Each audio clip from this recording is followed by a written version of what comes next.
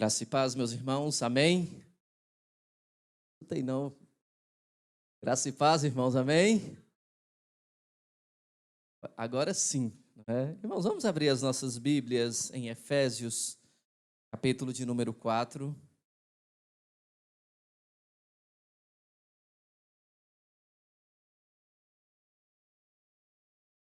Efésios, capítulo 4, a partir do verso 17.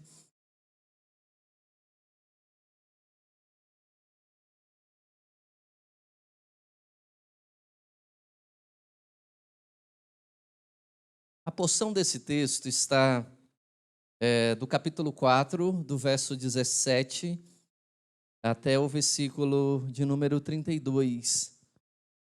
Normalmente, uma mensagem dessa, antes dessa pandemia, nós pregávamos num culto só, não é? Então, hoje com o tempo que nós temos, temos que reduzir o louvor, temos que reduzir a pregação.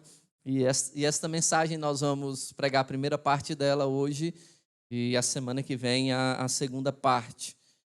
E que o Senhor possa, em sua infinita bondade e graça, falar aos nossos corações, transformando as nossas vidas para que nós sejamos a verdadeira igreja do Senhor aqui nessa terra.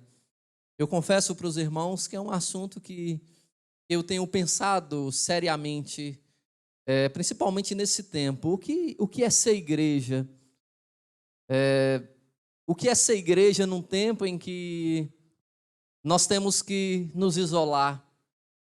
O que é ser igreja num tempo em que nós ficamos um momento tão grande sem poder abrir as portas, não é, para receber os irmãos e cultuar a Deus? O que é ser igreja nesse tempo onde alguns irmãos são meio que proibidos de estar com a gente aqui? E eu creio que esse momento que nós vivemos tem sido uma oportunidade da gente repensar o nosso papel como igreja. E eu não sei se é essa a palavra, mas talvez seja outra, mas precisamos nos reinventar. Talvez alguns meses atrás nós nunca imaginávamos que a gente precisaria fazer uma transmissão para que outros irmãos pudessem cultuar a Deus, porque eles não poderiam estar aqui com a gente. Então, a gente precisa repensar muitas coisas. E aqui em Efésios capítulo 4, nós estudamos o versículo 1 ao 16, nas semanas anteriores, em que Paulo tratou do tema da unidade da igreja. Uma igreja verdadeira, ela vive e ela anda em unidade. Agora, a partir desse próximo parágrafo, que é do 17 até o 32, Paulo diz que ser igreja não é apenas andar em unidade, mas também andar em santidade. E nós aprendemos que até o capítulo 3 de Efésios, Paulo trabalha muito teologia. Quem é Deus, ele fala sobre oração, ele fala sobre comunhão, ele trabalha muito o assunto teológico. E a partir do capítulo 4, ele vem aplicar toda a teologia que ele havia ministrado nos primeiros capítulos de Efésios. E a expressão que mais nós encontramos aqui em Efésios, a partir do capítulo 4, é a expressão andar, dando uma ideia de que a vida cristã é uma vida prática. Não é só palavras, não é só dizer eu sou crente, eu sou cristão, eu sou evangélico, mas viver de tal maneira com que as nossas palavras elas sejam encontradas verdadeiras. Não é apenas num dia de culto a gente levantar as mãos e adorar a Deus, mas é quando a gente sair daqui, ir para o nosso trabalho, e ir para a nossa escola, ir para o seio da nossa família, e a gente viver a realidade desse louvor e adoração que nós estamos experimentando hoje aqui, por exemplo. E então Paulo, a partir do versículo 17 de Efésios, acompanhe comigo aí na sua Bíblia, diz assim: portanto, digo e dou testemunho no Senhor que não andeis mais como andam os gentios em pensamentos fúteis, obscurecidos no entendimento, separados da vida de Deus pela ignorância e dureza de coração. Havendo se tornado insensíveis, entregaram-se à devassidão, para cometer com avidez todo tipo de impureza. Mas vós não aprendestes assim de Cristo, se é que de fato os ouvistes, nele fostes instruídos, conforme a verdade que está em Jesus. E vos despi do velho homem, do vosso procedimento anterior, que se corrompe pelos desejos maus e enganadores, e vos renovar no espírito da vossa mente, e a vos revestir do novo homem, criado segundo Deus, em verdadeira justiça e santidade. E diz o verso 17, não andeis como andam os gentios. Então, o que Paulo está dizendo aqui, olha, a prática de vida cristã suas não podem ser como os gentios, como os pagãos. Então, Paulo desafia, irmãos, a igreja, nesse parágrafo, a andar em santidade, a andar em pureza. E santidade e pureza não são apenas palavras da teologia. Santidade e pureza são palavras que devem fazer parte da nossa vida prática, do nosso andar com Deus a cada dia. Então, a pureza é uma característica do povo de Deus tão indispensável quanto a unidade que nós encontramos aqui no capítulo 4, versículo 1 ao versículo 16. Então, a verdadeira igreja anda em unidade. A verdadeira igreja anda em santidade. Essas as duas ideias que o apóstolo Paulo trabalha no capítulo 4 de Efésios. Então, Paulo divide esse assunto aqui de algumas maneiras. Então, primeiro, ele faz uma admoestação. Ele é como se ele chamasse a atenção do povo de Éfeso. É como se ele chamasse a sua atenção hoje. Primeira Igreja Batista em Capitão Enéas. Então, o que Paulo nos chama a atenção? Então, primeiro, ele diz que nós não devemos viver como os pagãos e como os gentios. As expressões pagãos e gentios, naquele contexto, eram pessoas que não conheciam a Deus. Eram pessoas que não obedeciam a Deus. Eram pessoas que não tinham conhecimento de Cristo. Ou podiam até ter o conhecimento, mas não viviam de acordo com esse conhecimento. Então, do versículo 17 a 19, Paulo diz assim: portanto, digo, e eu dou testemunho no Senhor, que não andeis mais como andam os gentios em seus pensamentos fúteis, obscurecidos no entendimento, separados da vida de Deus pela ignorância e dureza do coração, havendo se tornado insensíveis, entregaram a devassidão para cometer a vida de impureza. Ou seja, é alguém que não conhece a Deus. Na sua prática de vida, é alguém que vive uma vida de pecado como se Deus não existisse. Então, qual era o caminho dos pagãos? Então, quando Paulo descreve os pagãos, chama a atenção algumas frases que ele utiliza. Por exemplo, vaidade dos seus próprios pensamentos, obscurecidos de entendimento, ignorância em que vivem. Ou seja, são pessoas que, se você falar de Deus para eles, para essas pessoas, elas tanto faz como tanto fez, porque os seus corações estão duros, porque a sua mente está completamente fora dos planos de Deus. Então, esse é o caminho dos pagãos. E qual é o caminho dos gentios? Então, a vida cristã começa, irmãos, com arrependimento e mudança de mente. Um gentio, na visão de um judeu, era alguém que não era judeu. Então, todo aquele que não nascia em Israel era considerado um gentio. Só que Paulo trata aqui em Efésios não desses gentios de nascimento, mas gentios de novo nascimento, gentios espiritualmente, homens que não conheciam a Cristo. Então, toda a vida de uma pessoa precisa mudar quando ela confia em Cristo, incluindo os seus valores, os seus alvos, os seus conceitos de vida. Agora a sua vida é completamente diferente. Então a ordem de Paulo é: não mais andeis como também andam os gentios. Não andeis como eles. A vida de vocês agora é diferente. Paulo, escrevendo sua segunda carta aos Coríntios, 5,17, ele diz: se alguém está em Cristo, nova criatura é. As coisas velhas se passaram e eis que tudo se fez novo. Ou seja, agora nós temos uma nova vida. Nós não podemos viver como vivíamos anteriormente. Então, como era a sua vida antes de conhecer a Cristo? Era melhor ou pior do que é hoje? A minha vida hoje é muito melhor. Só que a questão é porque muitas vezes a gente teima e quer viver aquela velha vida de anteriormente. Lembra dos israelitas quando saíram do Egito?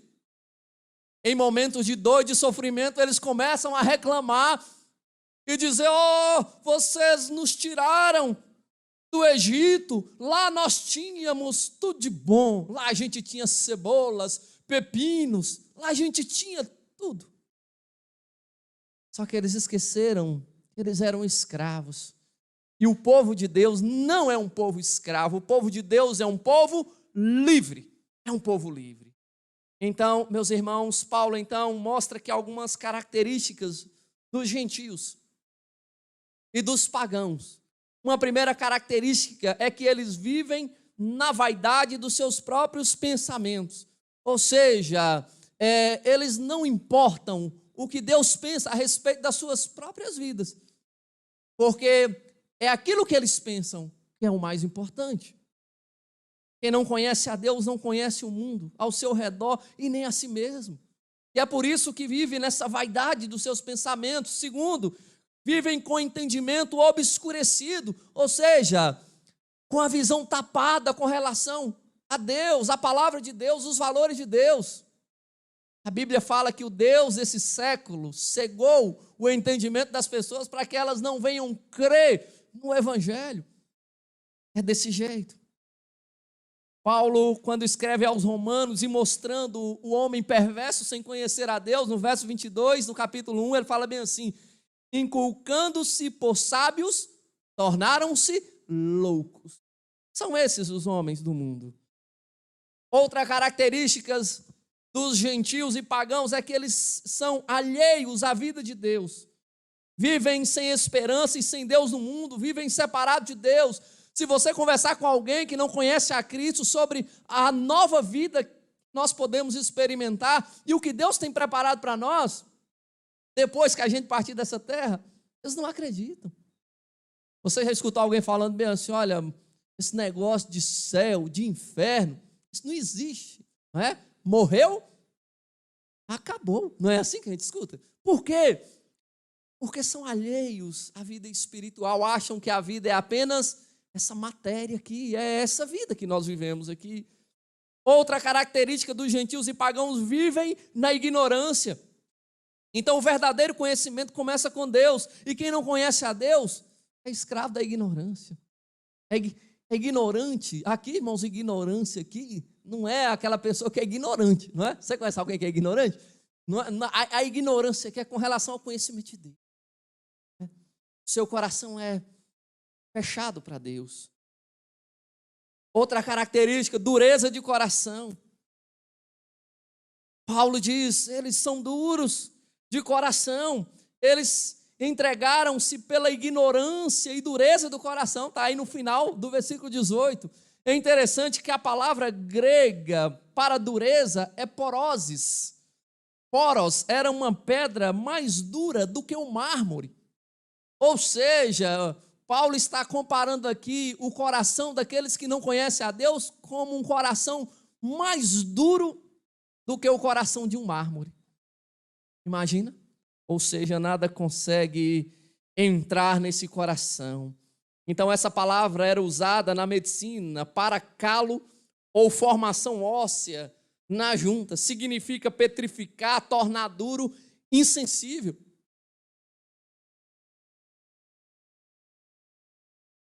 Você já teve a oportunidade de olhar a mão de alguém que trabalha no campo? Trabalha na roça? Com enxada? Irmãos, tem mãos, não é, de pessoas que nem nem arame entra, irmãos, assim, de tão calejada que está pelo trabalho árduo. E sabe o que é mais triste? É saber que tem corações hoje duros também e insensíveis à palavra do Senhor. E sabe o que é mais triste ainda do que isso? E muitos desses corações estão em nosso meio. Estão em nosso meio. É o que é o mais triste. Então, meus irmãos, Paulo diz também que os gentios e pagãos, eles se entregaram à dissolução para cometer toda sorte de impureza. Versículo 19. Então, nada os refreia de satisfazer seu desejo imundo.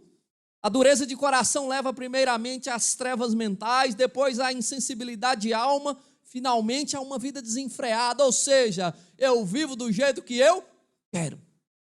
Ninguém tem nada a ver com a minha vida. Eu vivo do jeito que eu quero. E eu faço o que eu quiser. A palavra lascívia ou depravação significa aqui disponibilidade para qualquer prazer. E não é só prazer relacionado, irmãos, a questões sexuais, não. Prazer com relação a tudo. Sabe aquela pessoa que deseja algo que não deve, que não pode, e ela luta para poder alcançar aquilo? E às vezes arruma problema com relação a isso. Por exemplo, eu quero comprar um carro para mim, só que eu não tenho dinheiro. Eu não tenho dinheiro, mas a concessionária parcela de 84 vezes, não é? E uma parcela de R$1.000. E o que eu faço? Compro. E o que acontece depois? Eu não consigo pagar. É um desejo desenfreado. Então, aqui nesse caso, o homem perde o pudor e nem se importa com a opinião pública. Perde a decência, perde a vergonha.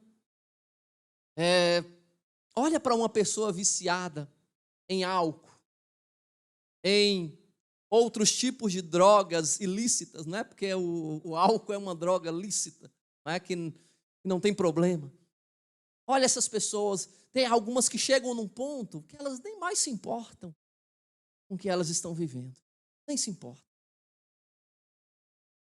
Tendo perdido toda a sensibilidade, as pessoas perdem todo o autocontrole. E então se entregam com avidez a todo tipo de impureza. É o que diz aí a parte final do versículo 19. Meus irmãos, a ideia aqui de entregar-se com avidez a todo tipo de impureza, dá a ideia de um desejo irresistível de ter aquilo que não se tem direito algum. A pessoa luta por sem pensar as consequências ao seu redor. Então esse é o retrato da sociedade atual, esse é o quadro que está estampado, irmãos, em todos os cantos. Vemos nas ruas, em cada canto da cidade, irmãos, onde o pecado tem se alastrado por todos os lugares. E o mais triste de tudo é que muitas vezes ele tem adentrado os portais das nossas igrejas. Então a sociedade está falida moralmente. E nós, como igreja, que fomos chamados por Deus para fazer a diferença na sociedade, para impactar a sociedade, para levar a sociedade a viver a vida de Deus, muitas vezes, o que tem acontecido? Nós temos sido contaminados com as coisas do mundo. Uma igreja que foi chamada para influenciar o mundo, é uma igreja que tem sido influenciada pelo mundo. E muitas vezes nós queremos trazer as coisas lá do mundo, aqui para dentro, da igreja, para dentro da nossa casa. Sabe por quê? Porque o nosso coração, ele chegou num tempo de endurecimento terrível. A pergunta é, será que esta é a sua verdadeira situação? Será que, como igreja do Senhor, nós estamos alheios de viver a vida dos pagãos e dos gentios? Irmãos, é possível nós, como igreja, vivermos a vida dos pagãos e gentios. Por que é possível? É possível, irmãos, porque Paulo está alertando aqui a igreja a fugir da aparência do mal, a fugir dessa vida. Se Paulo está falando aqui que esses irmãos deveriam andar de maneira diferente dos gentios e pagãos, é porque eles estavam flertando com o mundo, flertando com o pecado.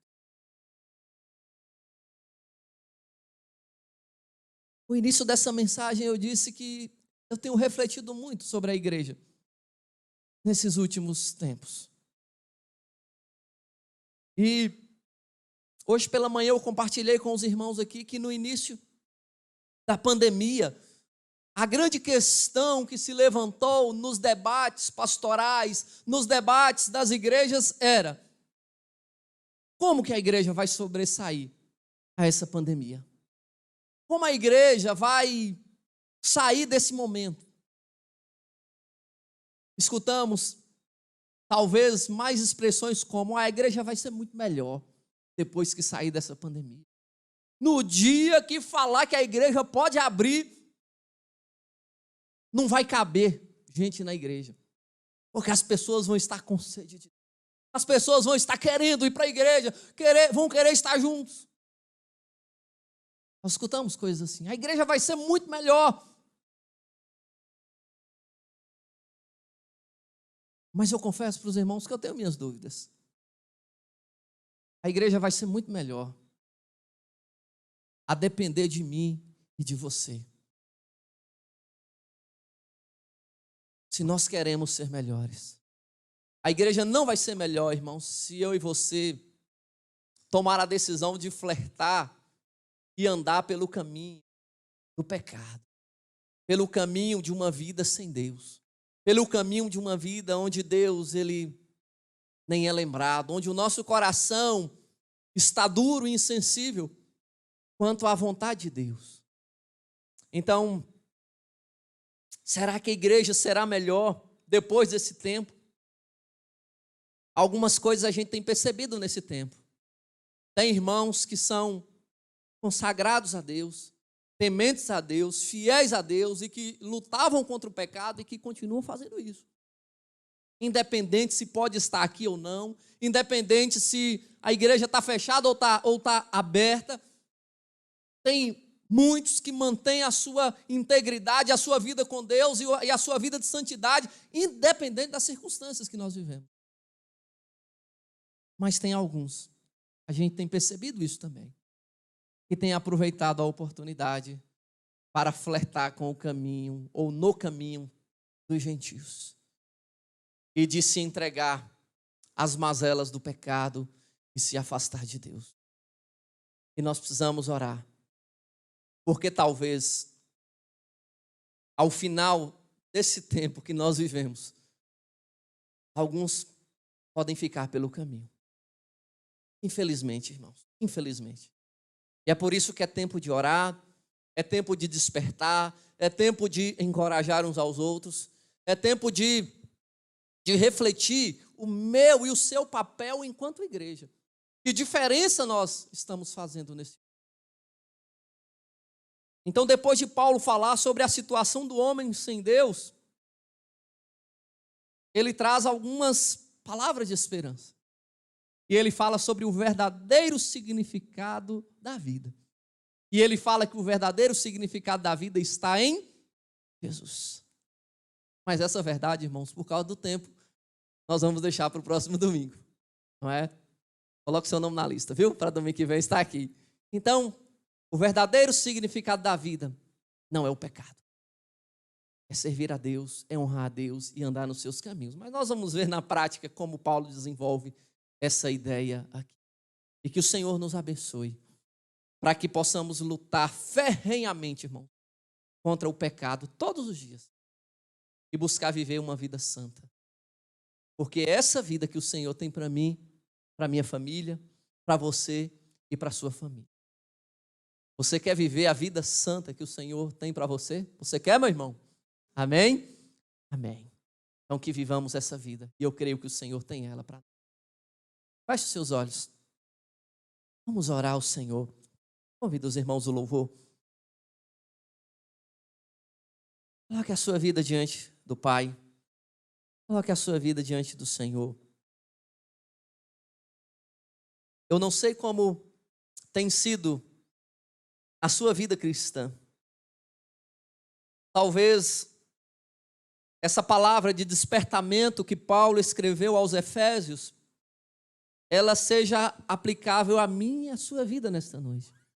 Porque muitas vezes nós temos flertado com o pecado, nós temos andado pelos caminhos dos pagãos e gentios e temos nos distanciado de Deus. Se nesta noite você deseja colocar a sua vida diante do Senhor, pedir ao Senhor para te dar um novo coração, disposto a obedecer, a cumprir o seu querer, se você deseja pedir perdão a Deus por algum pecado insistente que você tem cometido e que tem te afastado do Senhor, se você deseja pedir a Deus para que venha transformar a sua vida, para que você seja um verdadeiro servo de Deus, eu quero orar por você. E aí onde você estiver, você deseja receber essa oração em seu favor, clamando a Deus por santidade, coloque-se em pé que eu quero orar por você. Você que está aí na sua casa, meu irmão, se esta palavra tocou no seu coração, coloque-se em pé aí onde você está, na sua casa, saia do conforto do seu sofá, coloque-se em pé, que eu quero orar por você também. Vamos pedir a Deus, irmãos, para mover os nossos corações, para mover as nossas vidas, para que nós sejamos uma igreja santa, santa como o Senhor é santo, como Pedro escreveu a primeira epístola, na sua primeira epístola, dizendo: sede santos, como está escrito, sede santos, como o Senhor vosso Deus é santo. Ó Deus, nos perdoa, meu Pai, quando muitas vezes, Senhor, deixamos de ouvir a Tua voz, para ouvir a voz do mundo, para ouvir a voz do pecado.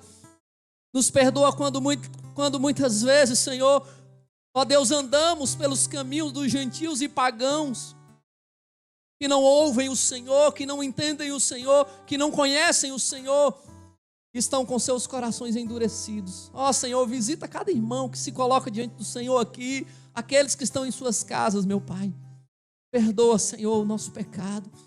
Santifica a nossa vida, Pai, na Tua palavra. Santifica a nossa vida no Senhor. Transforma os nossos corações e faça-nos a cada dia mais e mais parecidos com Jesus. Essa é a nossa oração, em nome de Jesus, aquele que vive, aquele que reina, aquele que reinará e que um dia voltará para buscar uma igreja santa, pura, consagrada, uma igreja temente ao Senhor. Em nome de Jesus que oramos. Amém e amém. Irmãos, podem se assentar. Deus continue, meus irmãos, nos abençoando, nos sustentando.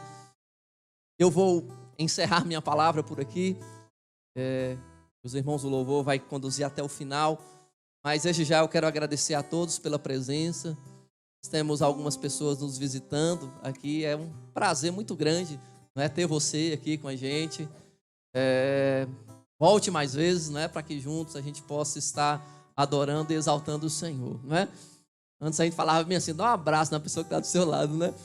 Nem falar isso, né, irmãos? Assim, ô tempo difícil, né? Não é, irmãos? Só Deus para ter misericórdia de nós. Então, que o Senhor nos abençoe. Desafiamos os irmãos a participarem dos cultos de quarta-feira. Quarta-feira é 7h30 da noite. A gente tem orado ao Senhor. Desafiamos os irmãos a participar dos cultos de domingo pela manhã, 9 horas da manhã. Tem sido uma bênção muito grande. Irmãos, continue orando pela nossa igreja. Continue orando pelos idosos da nossa igreja que não podem estar aqui conosco. Para que Deus continue sustentando, fortalecendo cada um deles. Continue orando pelos irmãos que estão enfermos, para que Deus possa restaurar. Continue orando pela nossa juventude, para que o Senhor possa nos despertar como jovens a cada dia. Inclusive a gente tem orado, eu tenho pedido a Deus direção, para que a gente mesmo nesse tempo de pandemia, a gente possa desenvolver um trabalho com a nossa juventude. E a gente tem conversado isso com a liderança da nossa igreja. Então vamos orar para Deus despertar.